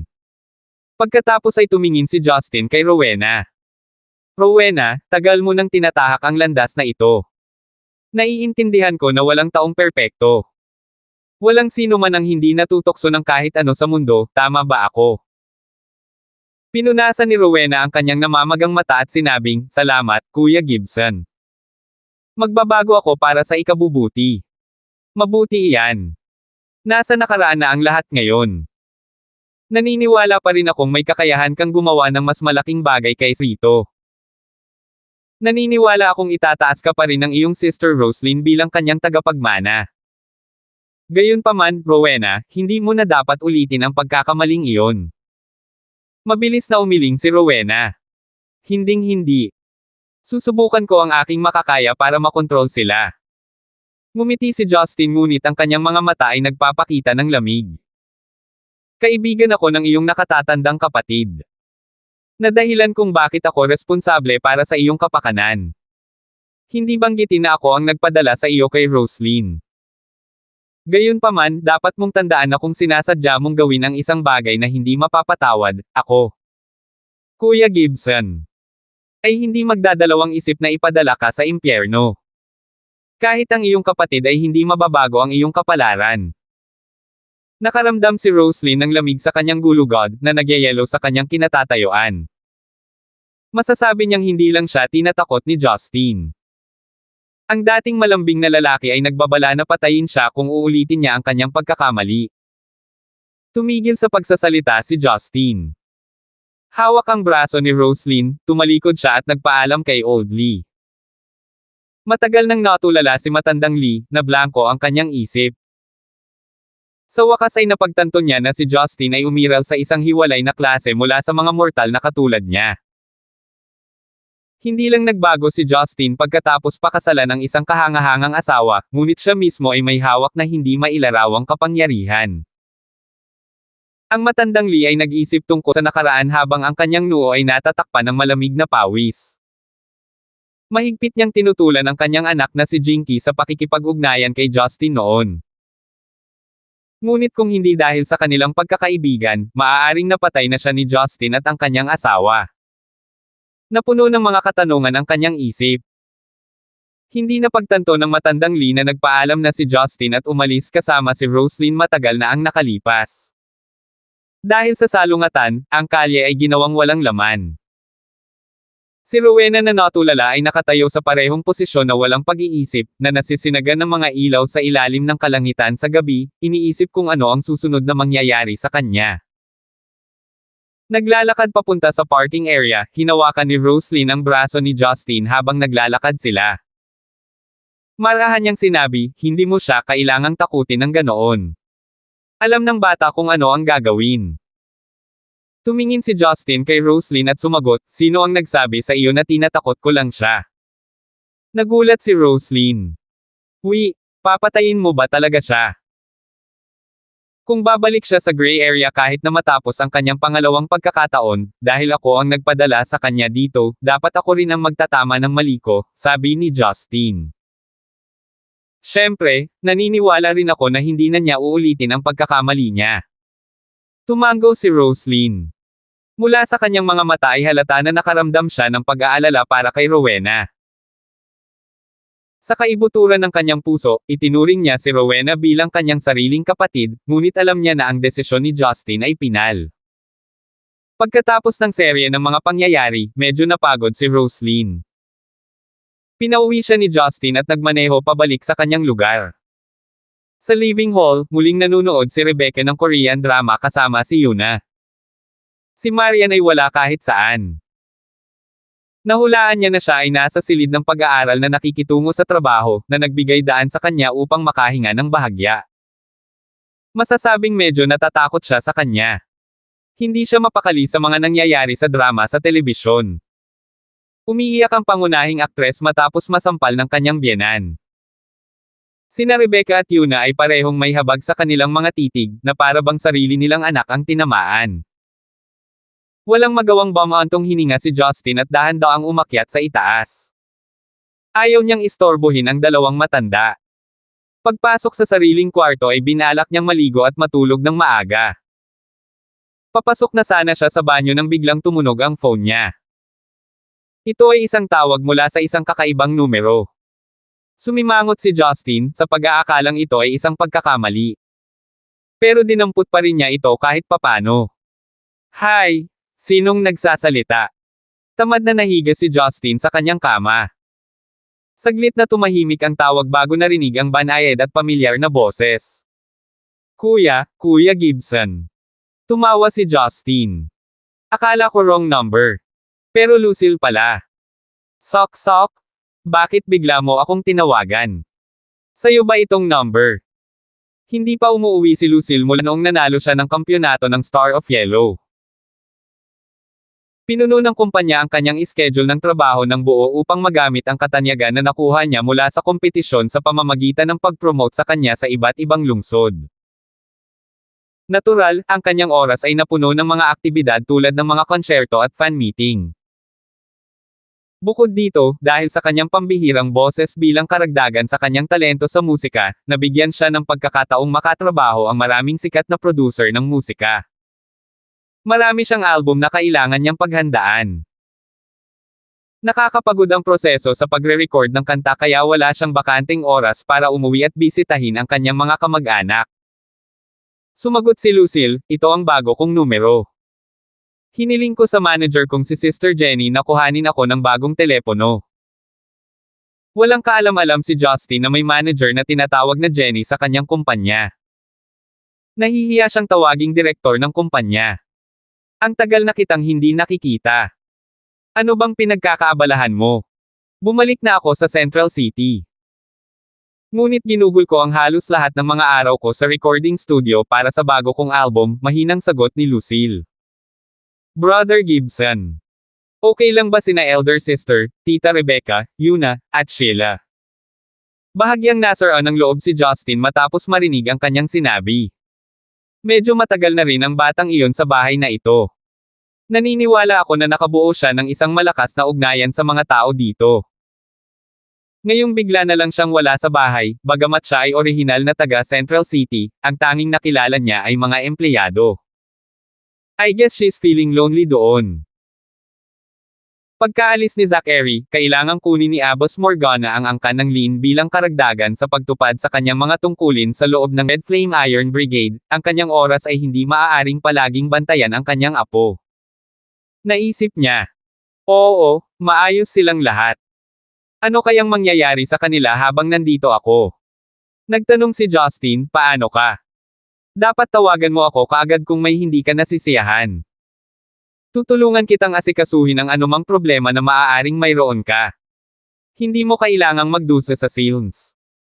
Isa kang superstar at hindi stress reliever para sa sinuman, naiintindihan mo ba? Labis na nag-aalala si Justin na si Lucille ay walang muwang tulad ng dati. Magre-resulta iyon sa pagiging bully sa kanya sa entertainment industry. Kapag nalaman ni Marian ang tungkol doon, makaramdam siya ng matinding sakit ng ulo. Masayang bumusina si Lucille bilang pagkilala. Salamat, Kuya Gibson. Kung gayon, ang ibig sabihin ba ay maaari kitang tawagan ng mas madalas sa hinaharap. Bahagyang nagulat si Justin. Nakangiting sagot niya, syempre pwede. Ikaw ang busy dito, samantalang ako halos walang ginagawa buong araw. Basta libre ka, pwede mo pa akong tawagan sa hating gabi. Lalong natuwa si Lucille. Pagkatapos ay sinabi niya, kung gayon. Pupunta ba si Brother Gibson sa Central City para bisitahin ako? Naramdaman ni Justin na nagkataon lang. Now that you reminded me, I have to visit Central City soon. I might be there a while, kaya talagang bibisitahin kita. No matter what, you're the future star of our company. Being the company's boss, it would only right for me check up on you, di ba? Tumawa si Lucille. Pagkatapos ay nag-alinlangan siya bago nagtanong, darating din ba si elder sister at ang iba pa? Pupunta si Justin sa Kaiklan sa Central City para pag-usapan ang tungkol sa relasyon nila ni Karina. Kung dinala niya si Marian doon, hindi ba siya humihingi ng kamatayan? Kaya, sinabi niya, pupunta akong mag-isa. Ano ito? Matutuwa ka lang ba kung pupunta ang iyong nakatatandang kapatid na babae? Nagmamadaling itinanggi ni Lucille, hindi ganoon. Ayos lang kung abala si elder sister sa trabaho. Masaya ako na makakapunta si Brother Gibson at makita ako. Kapag bumisita ka, dadalhin ko si Kuya Gibson. Sa aking tahanan. Nasa Central City pa rin si Lola. Tiyak na matutuwa siyang makita si Kuya Gibson. Nagbuga ng malamig na pawis si Justin. Maaga pa ngayon. Pag-uusapan natin ito pagdating ng panahon. Bakit ko dapat bisitahin si Morgana? Paano kung pilitin niya akong pakasalan si Lucille? Tandang pananong. Isip niya. Malabong naramdaman ni Justin na si Lucille ay may katulad na intensyon para sa kanya. Gayunpaman, hindi tama para sa kanya na brutal na gumuhit ng linya sa pagitan nila. Lalong nagiging mahirap maging lalaki sa mga araw na ito. Sa wakas ay natapos na ang tawag pagkatapos nilang mag-chat ng kaunti, at binigyan ni Justin ng lakas ng loob si Lucille. Sa huli, iniisip ni Justin kung tumawag ba si Lucille sa lahat o sa kanya lang nag-iisa. Pero hindi niya magawang magtanong. Hindi naman maganda kung siya lang ang nakatanggap ng tawag mula sa kanya. Si Justin ay hindi gustong mag-isip tungkol dito. Pagtanggal ng damit at pantalon, underwear na lang ang naiwan, binalak niyang maligo sa banyo. Sa sandaling ito, may lumapit sa kanyang silid. Nagulat si Justin. Sa paghusga mula sa mga yapek, naramdaman niyang hindi si Marian iyon. Habang iniisip niya kung si Rebecca ba o si Yuna, biglang itinulak ang pinto. Dahil hindi kailanman nakaugalian ni Justin na i-lock ang kanyang pinto, mula noon, hindi niya inaasahan na may papasok sa isang silid nang hindi kumakatok sa pinto ng maaga. Si Rebecca ay makikitang nakatayo sa tabi ng pinto. Ang kanyang mukha sa una ay naglalaman ng isang ngiti, ngunit hindi nagtagal ay nagpakita ito ng pagkabigla, na sinundan ng kaunting awkwardness. Gayunpaman, hindi siya umatras. Medyo napahiya si Justin. Ma, bakit hindi ka muna kumatok bago pumasok? Nakakatawa si Rebecca. Wala namang nakakahiya dito. Hindi ba nararapat para sa iyong ina na makita kang kalahating hubad? Naisip ni Justin. Hindi katakatakang hindi ka pinili ni Gilmore Nigel noon, at sa halip ay ang aking biyenan. Tiyak na parang perversion ang tumatakbo sa pamilya. Siyempre, hindi siya naglakas loob na magsalita ng malakas. Humajejek si Justin at sinabing, maliligo ako. Nanay, ano ang gusto mong sabihin sa akin? Diretso lang ako sa punto. Dahil wala si Marian ngayon, gusto kong itanong kung naitakda mo na ba ang lugar para makita ang biyenan mong iyon. Sa tingin ko, dapat nating gawin ang pulong sa lalong madaling panahon. Medyo nag-aalala si Rebecca. Siyempre, hindi tutol si Justin na magkaroon nito ng maaga. Maikling ipinaliwanag niya ang sinabi sa kanya ni Hilda. Gusto niyang piliin ni Rebecca ang oras at lugar. Tumango si Rebecca at nag-isip sandali. Paano bukas? Si Marian ay nasa trabaho, kaya iyon ay inaasikaso. Pakiramdam ko ay isang espesyal na ahente ako ngayon, sinusubukang itago mula sa aking sariling manugang at tulungan kang manlinlang ng iba. Sai, punta tayo sa Dragonwell Tea House para mananghalian. Ngumiti si Justin nang walang kahihiyan. Wala siyang nakitang hindi nararapat sa sitwasyong ito. Dahil hindi siya kinakailangang magpakita sa opisina araw-araw, pumayag siya sa mungkahi ni Rebecca. Pagdating ng oras, susunduan niya si Hilda habang si Rebecca ay mag-isang magdadrive doon.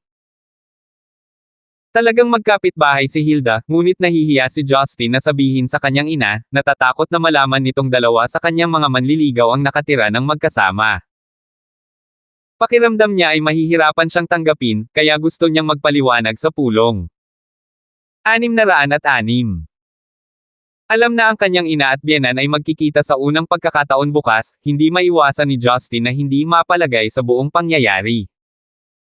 Ilang oras pa siyang natutulog pero buti na lang at hindi niya ito kailangan. Ang pagtulog ay isang ugali lamang sa kanya. Hindi ito nakaapekto sa antas ng kanyang enerhiya. Kinaumagahan, nang bumaba si Justin para mag-almusal, nakaupo na si Rebecca kasama sina Marian at Sheila sa hapagkainan. Pagkatapos ay tahimik siyang umupo bago nagsimulang kumain. Noong nakaraan, sasamantalahin ni Justin ang pagkakataong ito para ilabas ang lahat ng katarantiduhan na maaari niyang gawin. Gayunpaman, dahil ang araw na ito ay isang partikular na nakakapagod na araw, nakaramdam siya ng pagpilit. Brother Yang, bakit ang tahimik mo? Hindi ka kadalasang ganito ang ugali mo, sabi ni Sheila habang nakatitig sa kanya na may kakaibang mga mata. Dahan daw ang kinakain ni Marian ang kanyang lugaw gaya ng lagi niyang ginagawa. Pagkatapos magsalita ni Sheila, tumingin siya kay Justin sa pagmumuni-muni ngunit nanatiling tahimik. Naramdaman ni Justin ang panganib, ngunit nagkunwari na parang wala. Nakangiting sagot niya, hindi naman kasi ako mahilig makipag-chat. Bakit kailangan ko pang magsalita? Kumain ka ng masunurin at huwag ka nang magtanong. Hindi ka ba papasok mamaya? Napakunot si Sheila ng matikas na ilong, hindi nasisiyahan sa lektura ni Justin. Bahagyang kumunat ang noo niya at tumigil sa pag-iisip. Tumayo si Marian pagkatapos lamang ng wala pang kalahati ng kanyang mangkok ng lugaw. Sinabi niya kay Rebecca, "Nay, marami pa akong gagawin sa kumpanya, kaya wala akong oras para makasama ka. Bakit hindi tayo maghapunan ngayong gabi? May alam akong disenteng seafood restaurant ngunit hindi ako nagkaroon ng pagkakataon na kumain doon." Natigilan si Rebecca. Hapunan. Tandang pananong. Isip niya. Noong nakaraan, matutuwa sana siya sa kahilingan, ngunit nangako siyang makikipagkita kay Hilda mamaya. Hindi alam ni Rebecca kung gaano katagal ang pagpupulong, kaya ngumiti siya at sumagot, "Marian, ayos lang kung abala ka. Maaari tayong laging lumabas anumang oras sa hinaharap. Gayunpaman, ngayon ay nakikipagkita ako sa isang matandang kaibigan ko na maaaring tumagal ng buong araw." Oh! Tumango si Marian at tumigil sa pagtatanong. Ang almusal ay medyo mapurol. Nang si Sheila ay lumabas para sa klase at si Marian para sa trabaho, sa wakas ay nakahinga ng maluwag sina Justin at Rebecca. Walang magawa, sinabi ni Rebecca, "Hindi ko talaga alam kung bakit ako pumayag dito sa simula pa lang.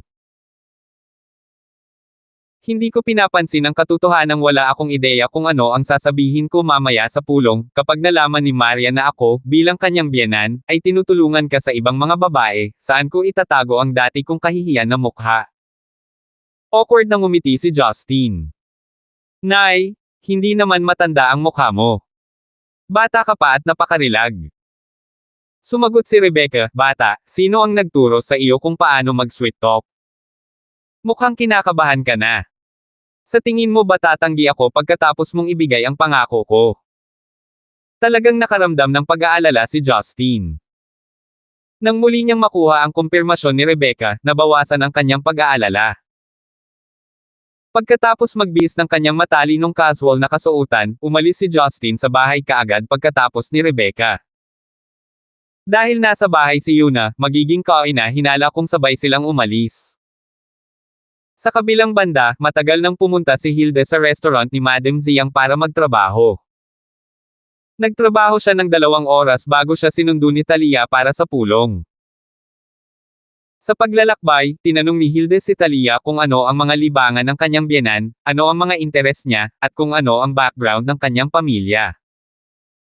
Gayunpaman, hindi masagot ni Talia ang karamihan sa mga tanong dahil sa sobrang kaba. Noong nakilala niya si Rebecca, nagpakita siya bilang malapit na kaibigan ni Marian, kaya sinubukan niyang huwag masyadong kausapin si Rebecca. Dahil dito, sinisi ni Hilda ang kanyang anak na babae sa hindi pagbibigay ng sapat na pag-aalala sa mga magulang ni Justin. Ngunit hindi niya kasalanan, hindi siya nagkaroon ng pagkakataong gawin iyon. Kapag binisita ni Rebecca ang kanyang tahanan, madalas niyang kausapin si Roslyn, habang si Talia ay umiiwas sa anumang pag-uusap. Natatakot siyang malantad ang relasyon nila ni Justin. Si Hilda ay hindi nagmamay-ari ng anumang marangyang damit, ngunit siya ay nakasuot ng mas magandang kasuotan kaysa sa karaniwan niyang isinusuot. Kasabay nito, dahil ito ay isang araw ng trabaho para kay Talia, siya ay nakasuot ng maayos at naka-makeup. Nang dumating si Talia sa Dragonwell Tea House, nakilala niya ang sasakyan ni Justin sa labas. Mas gumaan ang pakiramdam niya dahil dumating nga si Rebecca. Magkahawak kamay ang mag-ina at pumasok sa bagong palamuting tea house. Dahil maraming pribadong silid ang lugar, pumunta si Talia sa counter at tinanong ang server para sa nabok ni Justin. Si Rebecca ay maingat sa pagpili ng lokasyon. Alam niya na ang ina ng manliligaw ni Justin ay maaaring maging bahagyang magulong kapag ang mga bagay ay umabot sa timog. Magre-resulta iyon sa pagiging mapahiya niya, kaya pinili niya ang restaurant na ito na may disenteng soundproofing system. Mas malamang na marinig nila ang mga tao sa labas kaysa sa kabaligtaran. Sa loob ng silid, pinag-isipan ni Rebecca ang kanyang sasabihin. Ang kasal ng kanyang anak ay hindi isang paksa na maaaring itago ng matagal.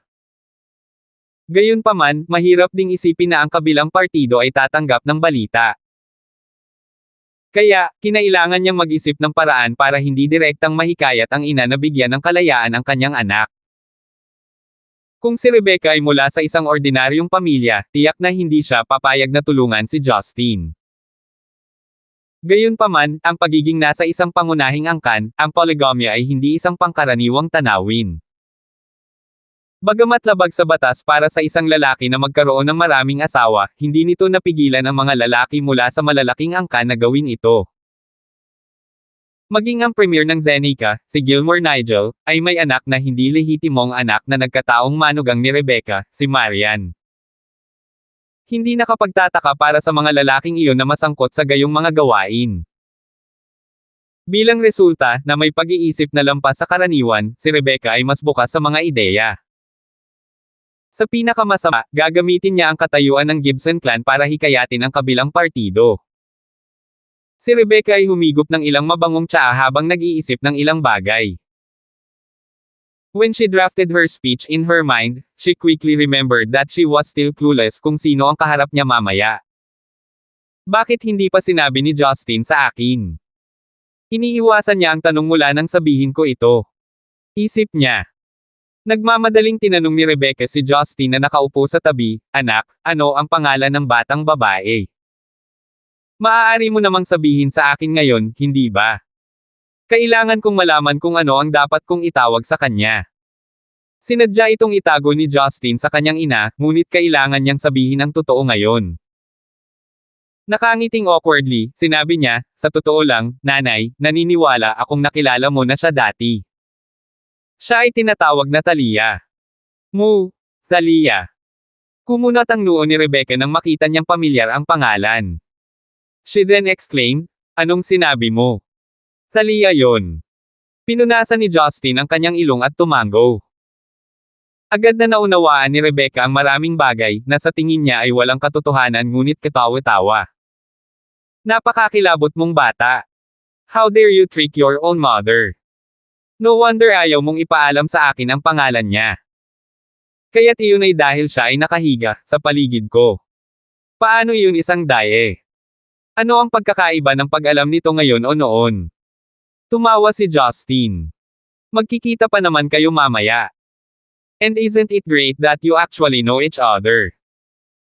Bumantong hininga si Rebecca, ngunit isang ideya ang biglang sumagi sa kanyang isipan. Ito ay masama. Tandang pananong. Isip niya at marahas na tumayo mula sa kinauupuan. Nakita ni Justin ang kanyang reaksyon at nagtatakang nagtanong, "Nay, ano ang nangyari sa iyo?" "May problema," sabi ni Rebecca habang nakasimangot siya. Kung ang babae ay si Thalia, ibig sabihin ang kanyang ina ay. Gaano man kalakas ang isip ni Justin, hindi niya maisip kung ano ang nagpaten sa kanyang ina. Iniisip niya kung anong problema ang kinakaharap ni Rebecca. Tahimik na umaasa si Rebecca na nananaginip lang siya. Nang makachat niya si Hilda ilang araw na ang nakalipas, binanggit ni Hilda na mayroon siyang mahusay na manugang. Hindi ba't si Justin ang tinutukoy niya noon? Higit pa rito, sinabi sa kanya ni Rebecca na ang kanyang anak na si Justin ay kasal kay Marian. Tapos na ang lahat bago pa man ito nagsimula. Hindi na natin kailangang magkita. Hindi ko akalain na anumang halaga ng panghihikayat ay magbabago sa kanyang isip. Tandang pananong. Isip niya. Habang nagpanik si Rebecca at nakaramdam ng matinding pananakit ng ulo, bumukas ang pinto ng silid mula sa labas. Hawak ang kamay ng kanyang anak, nakangiting pumasok si Hilda sa silid, at agad na napansin si Rebecca na nakatayo sa silid. Si Rebecca ay nakakuyom ang kanyang mga ngipin habang nakakunot ang kanyang mga kilay. Nakatitig siya kay Hilda nang may pagkabalisa. Pagkatapos ay tahimik niyang sinulyapan si Thalia. Naramdaman ni Thalia na ang kapaligiran sa loob ng silid ay hindi tama. Tumingin siya kay Justin na tumayo na rin, ngunit ang huli ay nagkibit ng balikat, na nagpapahiwatig ng kawalan ng kaalaman. Ang taong may pinakamabilis na pagbabago sa ekspresyon ay si Hilda. Mula sa nerbiyos ay nalilito siya, bago nag-isip ng malalim. Tumingin siya kay Justin, pagkatapos ay kay Rebecca muli bago siya nagpakita ng hindi maipaliwanag ng ngiti. Nagtanong siya, Sister Rebecca, so ang anak mo si Justin. 607. Si Rebecca ay nagkaroon ng gana na maghukay ng isang butas at ilibing ang kanyang sarili dito. Ang pagnanais na itago ang ulo ni Justin ay naruroon din. Kung sinabi sa kanya ni Justin na nakikipagkite siya kay Talia, hindi siya maghahayag ng kalokohan. Hindi na kailangang magtanong ni Hilda ng anuman. Talagang naiintindihan niya ang lahat ng tingnan niya ang sitwasyon. Bumilis ang tibok ng puso ni Talia nang marinig niya ang sinabi ng kanyang ina. Pakiramdam na parang nawala sa kontrol ang mga bagay, pinilit niyang ngumiti at nagtanong, Nay, nakilala mo na ba si Tita Rebecca dati? Malamig na tinitigan ni Hilda ang kanyang sariling anak, puno ng galit ang kanyang mga kilay. Hindi lang yon. Tinawag pa naming magkapatid ang isa't isa. Nalungkot si Talia. Isang beses lang niya nakita ang kasalukuyang ekspresyon ng kanyang ina noong siya ay bata at ang ginawa niya ay nagnakaw ng kamote. Ang kanyang ina ay mukhang mabangis kung hindi mas ngayon. Si Hilda ay hindi isa na nagpapakita ng gayong galit maliban kung siya ay itinulak sa kanyang breaking point. Mom! Please don't do this. Ibinaba ni Talia ang kanyang ulo habang nanginginig ang kanyang katawan. Napagtanto din ni Justin na may mali. Maliwanag na magkakilala sina Rebecca at Hilda. Sa paghusga sa galit na ekspresyon ni Hilda, maaari bang? Ate Ma, hayaan mo akong magpaliwanag. Hindi na kailangan. Putol ni Hilda. Sa isang mahigpit na tingin, sinabi niya, alam kong may mali nang tumanggi kayong dalawa na pag-usapan ang tungkol sa kasal sa kabila ng pagiging intimate. Halos wala kang nabanggit tungkol sa pamilya mo.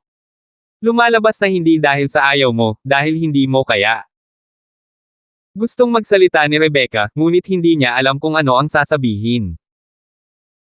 Sister Rebecca, ang iyong anak na si Justin ay kasal na, ngunit pinuntahan mo pa rin ako upang pag-usapan ang tungkol sa kasal ng ating mga anak.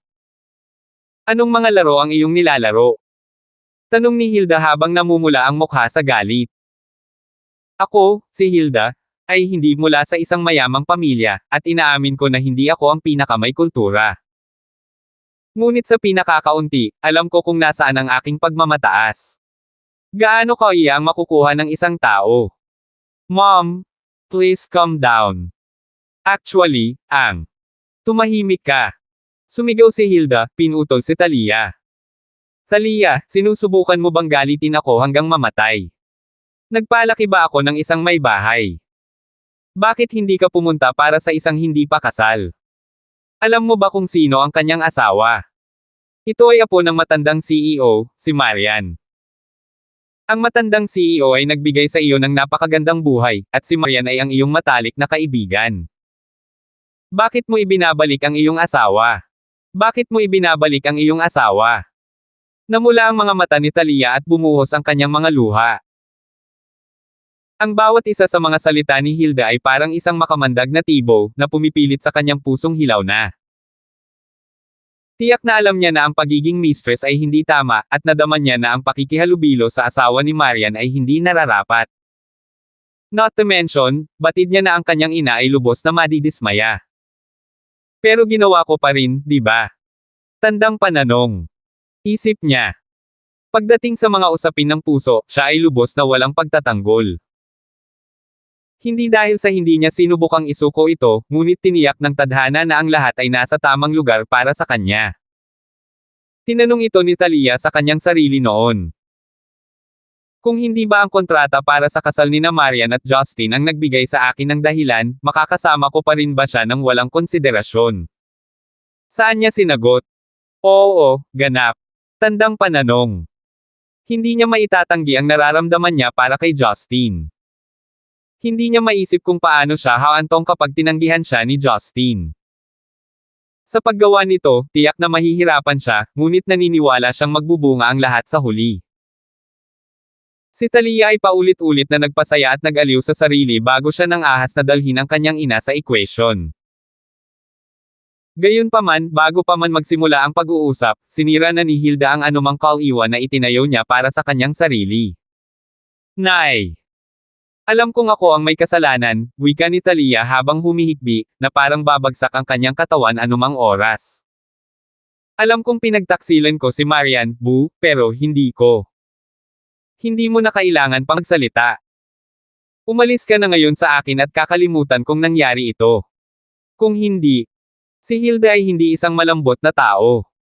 Piliin mo ang sarili mo. Gusto mo pa ba akong maging nanay mo o ipagpapatuloy mo pa ang pagiging mistress? Talagang sinadya niyang sabihin na puputulan niya ang kanyang relasyon sa kanyang anak kapag tumanggi ang huli na ihinto ang kanyang relasyon. Agad na namutla si Talia habang ang kanyang mga luha ay tumigil. Iniisip niya kung tama ba ang narinig niya. Gayunpaman, sa paghusga sa mahigpit na ekspresyon ni Hilda, alam niyang hindi nagbibiro si Hilda. Nakaramdam ng matinding sakit sa puso si Justin.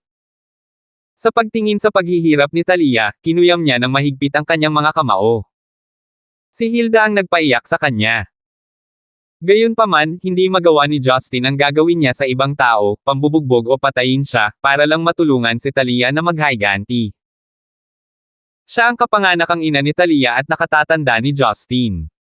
Isa pa, siya talaga ang may kasalanan. Ang tanging magagawa niya ay magtiis. Naglalakad pasulong, mahina niyang sinabi, Nay. Huwag mo akong tawaging nanay. Tinitigan ni Hilda si Justin na may galit sa kanyang mga mata. You don't deserve to call me mom. I don't want a son-in-law like you. Justin, being a senior, let me give you a piece of advice. Umuwi ka na at tretuhin mo ng may respeto ang asawa mo. Huwag kang makialam sa ibang babae sa labas. Alam kong mayaman ka, at talagang kahanga-hanga ka rin. Gayunpaman, kahit na nasa iyo ang lahat ng pera at kapangyarihan sa mundo, hindi mo maaaring magbigay ng kaligayahan sa iba't ibang mga babae ng sabay-sabay. Iyon ay dahil ang iyong babae ay nasaktan na sa pag-iisip na tumanggap ka ng iba. Si Justin ay walang imak. Gusto niyang humingi ng pagkakataon, ngunit nabigo siyang makabuo ng kahit isang salita. Habang si Hilda ay hindi gaanong nakapag-aral, at hindi pa niya nakikita ang mundong ito, hindi pa rin siya estranghero sa mga tao at sa kanilang mga relasyon. Ang kanyang pananalita ay parang mga gamot na pampakalma, na naging dahilan upang agad na maglaho ang dating mataas na pag-asa ni Justin. Ang tanging nagawa ni Rebecca ay iyuko ang kanyang ulo sa katahimikan, nakikinig sa usapan habang nakatayo. Siya rin ay isang mature na babae. Sa totoo lang, alam niyang wala na siyang ibang masasabi para pabulaanan ang pananalita ni Hilda. Bukod dito, napuno ng matinding pagkakasala ang puso ni Rebecca. Nagsisimula siyang muling isaalang-alang ang kanyang desisyon na tulungan si Justin mula pa noong una. Iyon ay dahil kung ang isang isyo ay lalabas o hindi ay hindi ang kanyang pag-aalala, ngunit ang lahat ay isang pagkakamali sa simula. Humihingal, binigyan ni Hilda ng huling punong-puno ng emosyon na tingin kina Rebecca at Justin bago tumalikod. Hinarap si Talia na nanlulumo, sinabi niya, babae, huwag kang masyadong matigas ang ulo. Hinding-hindi ka sasaktan ni nanay. Hindi tayo nararapat dito. Nanatiling tahimik si Talia. Pilit niyang kinagat ang kanyang labi habang ang mga luha ay muling kumalagkad sa kanyang malambot na pisngi, dahilan para magkawatak-watek ang kanyang make-up. Ano ito? Tinatanggihan mo bang umalis? Mahusay. Tumanggaw si Hilda, labis na naagrabyado. Ngayong naging mistress ka na, naiisip mo pang itakwil ang sarili mong ina. Bakit ako nagugulat? Ako'y walang iba kundi isang mahirap at walang kulturang babae na nagpapabigat sa iyo. Sino ba naman ang magnanais na ako ang kanilang ina? Hindi iyon ang kaso. Marahas na umiling si Talia at mabilis na pinahid ang kanyang mga luha. Nay, hindi iyon ang ibig kong sabihin. Pakiusap, huwag kang magalit. Aalis ako kasama mo. Isang mahabang buntong hininga ang pinakawala ni Hilda. Iniabot niya ang kanyang braso at hinaplos ang pisngi ni Talia ng may habag. Ngayong dumating na tayo sa puntong ito, tapusin mo na lang ang nasimulan mo at samahan mo akong umuwi. Kakalimutan ko ang lahat ng nangyari. Kahit na nanatili kang walang asawa sa buong buhay mo, hinding-hindi gugustuhin ni nanay na maging jowa ka ng iba. Naiintindihan mo ba? Tinanggo ni Talia ang kanyang ulo habang nakaramdam siya ng manhid. Wala siyang maisip sa sandaling iyon. Bahagyang ngumiti si Hilda at hinawakan ang kamay ni Talia bago umalis. Gusto ni Justin na patuluyin sila, ngunit pinigilan siya ni Rebecca na nasa tabi. Huwag kang pumunta. Hinawakan ni Rebecca ang kanyang kamay at umiling. Si Sister Ma ay may prangka na personalidad. Kung kumilos ka ng ganito ka-agresibo, lalo lang siyang magagalit. Tayo ang may utang sa kanila. Kung gusto mo talagang gumawa ng isang bagay tungkol dito, maghintay hanggang sa huminahon si Sister Maria. Mapait na ngumiti si Justin. Maaari pa ba itong mailigtas? Hindi ko alam. Napabuntong hininga si Rebecca. Depende kung hanggang saan ka handang pumunta. Justin, tungkol sa bagay na ito. At sa iba mo pang mga karelasyon, hindi talaga dapat masangkot si nanay sa alinman sa mga ito sa hinaharap. Kaya kung magbulag-bulagan at magbingi-bingihan, pero hindi kita matutulungan. Sana hindi mo ako sisihin. Matigas na tumanggo si Justin sa kanyang ulo. Nagpapasalamat ako na hindi ka tutol. 608. Natapos ito. Natapos ang isang nakaplanong pagkikita-kita bago pa man ito nagsimula. Sa isang nakakadismaya na pagkaunawa, alam ni Justin na ang partikular na problemang ito ang talagang nagdulot sa kanya ng pinakasakit ng ulo. Ang background ni Talia ay hindi malapit sa Karina, Joyce o Melinda. Isa lamang siyang white-collar worker sa lungsod. Ito ay dahil sa eksaktong dahilan na ang kanyang relasyon kay Justin ay ang pinaka-inosente sa kaibuturan nito. Ngunit bakit kahit sinong matino na magulang ay papayag na ang kanilang anak na babae ay maging isang babaeng punong guro nang walang sinasabi sa usapin? Kung tutuusin, ang mga bagay na tulad nito ay hinamak ng lipunan. Sa mata ni Hilda, ang kailangan lang ng kanyang anak sa buhay ay isang matatag na trabaho at masayang pagsasama. Kaya hindi nakakagulat na si Talia ay mahigpit na ipinagbabawal na lumampas sa mga hangganang iyon. Si Justin ay napakalakas sa labanan, at hindi rin siya nagkukulang sa departamento ng kayamanan. Gayunpaman, hindi ito sapat para pigilin ang desisyon ni Hilda sa kanilang relasyon. Hindi niya kailanman nais na bumili ng isang babae mula sa kanyang ina, lalo na't nakawin ito. Kung hindi siya bibigyan ni Hilda ng pahintulot, alam ni Justin na wala na siyang magagawa. Baka mabuhay siya ng mahabang buhay ng panghihinayang kung manatili sa kanya si Talia. Habang iniisip ang mga bagay na ito, ang kanyang pagnanais na bumalik sa trabaho sa lalong madaling panahon ay nabawasan. Matapos pauwiin si Rebecca, nagmaneho siya ng walang patutunguhan sa paligid ng city. Hanggang sa makarating siya sa isang ilog sa may kalsada ng lungsod ay bigla niyang naalala. Dito ko unang nakilala si Teresa. Pauwi na ako sa inuupahan kong apartment mula sa bahay ni Old Lee. Isang taon na ang lumipas sa isang kisap mata. Napakabilis na lumipas ang oras. Pagtalikod, bumaba si Justin sa kanyang sasakyan at naglakad patungo sa tabing ilog. Mabilis siyang naghanap ng lugar kung saan siya matutuluyan. Tanghali noon. Walang tao sa paligid. Bumili siya ng 2 pakete ng sigarilyo sa isang maliit na tindahan sa malapit at nagsimulang magbuga ng usok habang nakatitig sa malayo na may malabong mga mata. Sa kanyang isipan, patuloy na lumilitaw ang matalim na pamumuna ni Hilda at ang walang magawang tingin sa mukha ni Talia. Naramdaman ni Justin ang bigat ng mundo sa kanyang dibdib, isang discomfort na hindi matitinag. Gaano man kalaki ang natamo ko sa buhay, ang mga relasyon ay magiging kadena ko hanggang sa lupa. Mapait niyang naisip. Isang relasyon. Maaari itong magbigay ng proteksyon at mag-alok ng isang pakiramdam ng seguridad, ngunit maaari ding maging isang malaking bato sa paraan ng pamumuhay. Katatapos lang ni Justin sa kanyang unang pakete ng sigarilyo at bubuksan na sana ang pangalawa nang mag-vibrate ang kanyang telepono. Naniwala siya noong una na mula kay Rebecca na maaaring nag-alala sa kanya. Pagtingin niya sa screen ng phone niya, nakita niya sa call screen na si Jane iyon. Sinagot niya ang tawag at sinubukang maging kalmado hanggat maaari. Ang aming marangal na siyentipiko, mayroon ba akong magagawa para sa iyo? Ano ang dahilan kung bakit mo ako tinawag sa oras ng tanghalian? Bahagyang tumawa si Jane. Naku, napakalakas ng loob kong utusan ka. Tumatawag lang ako para ipaalam na nasa airport na ako. Aalis na ang flight ko. So biglang. Solusyon na lahat. Dagdag ni Justin, nagulat. Walang pag-aalinlangan. Nasuri ko na ang sangkap na lumason kay Master Dawson, wala nang saysay na manatili pa sa Zeneca. Hindi naman siguro kayo may oras para sa akin, naiinis na sabi ni Jane. Gayunpaman, kailangan kong magpasalamat sa iyo. Bakit hindi mo ako hinayaang paalisan ka? Aalis ka na kaagad. Dagdag ni Justin. Sabi ni Jane, medyo matagal na akong nagplanong umalis. Kahit papaano, wala namang espesyal na gagawin mo. Hindi naman siguro bibigyan mo ako ng goodbye kiss.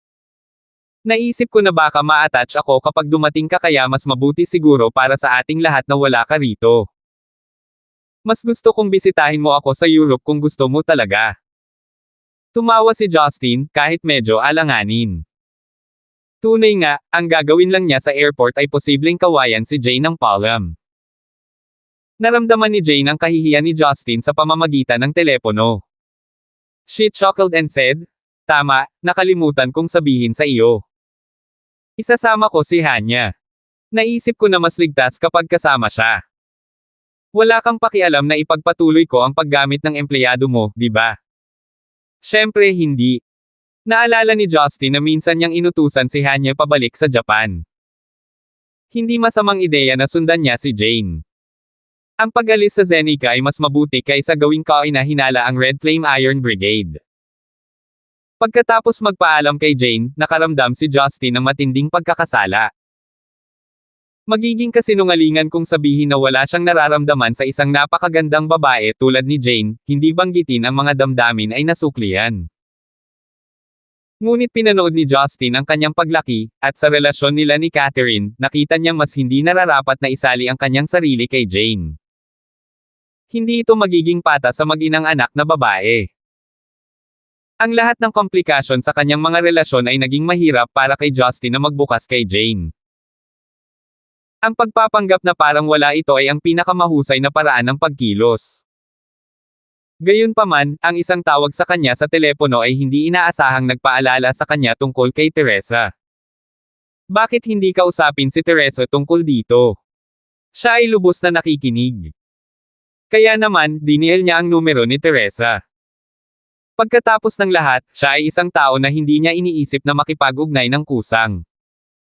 Mabilis na sinagot ni Teresa ang tawag. Ang kanyang malambot na boses ay mas pambabae kaysa karaniwan sa pamamagitan ng telepono.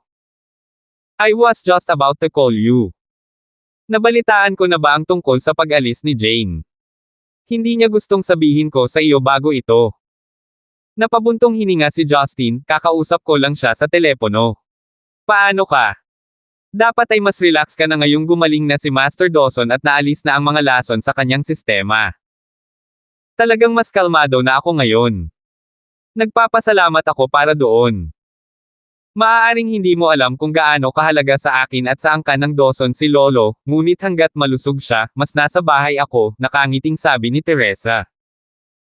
"Gusto kitang i-treat sa isang pagkain pero pupunta ako ng Central City kasama si Lolo bukas. Nagplano siyang dumalo sa clan meeting na nangangailangan ng partisipasyon ko. I guess it'll have to wait until next time then." "Aalis ka rin?" Malungkot na tanong ni Justin. Humagalpak ng tawa si Teresa. "Mukhang ayaw mong makita akong umalis. Bakit, nalulungkot ka ba na aalis ako?" Namula si Justin. Sobrang pula ng mukha niya. Mabuti na lang at hindi niya ito nakita sa telepono. Bakit mag-organisa ng clan meeting out of nowhere? Isasama mo ba si Didi? Maraming chismis na kumakalat sa loob ng clan noong may sakit si Lolo. May ilang chismis pa nga na disband na ang clan. Gusto ni Lolo na kunin ang pagkakataong ito para magkabalikan ang lahat. Anyhow, si Didi ay lumalaki na at apo siya ng pamilya namin, syempre kailangan din niyang dumalo. Kahit pumasok siya sa Gibson clan mo pagkatapos ng kasal, she'd still be a smart time. She'd still be a smart time. Malamang alam niya na maaaring mag-alok sa kanya si Lolo ng magagandang bagay. Nakinig si Justin at nakaramdam ng kakaiba. Ano ang ibig mong sabihin sa pagpasok sa aming pamilyang Yang? Ikakasal siya kay Oscar, at siya ay mula sa pamilyang Yuan. Ang pamilyang Yuan ay isang extension ng pamilya Gibson ngayon, hindi ba? Tumigil saglit si Teresa at nagpatuloy, Justin, huwag mo akong sisihin sa pagiging masyadong prangka. Pero hindi mo kailangang iwasan ang paksa. Masyado tayong malapit para magkunwaring wala akong kamalay-malay sa sitwasyon. Sa ganang akin, si Master Gibson ay mas may tiwala sa iyo kaysa kay Lester. Dapat mong tandaan iyon. Sino ang nakakaalam kung ang pamilyang Gibson ay ibibigay sa hinaharap?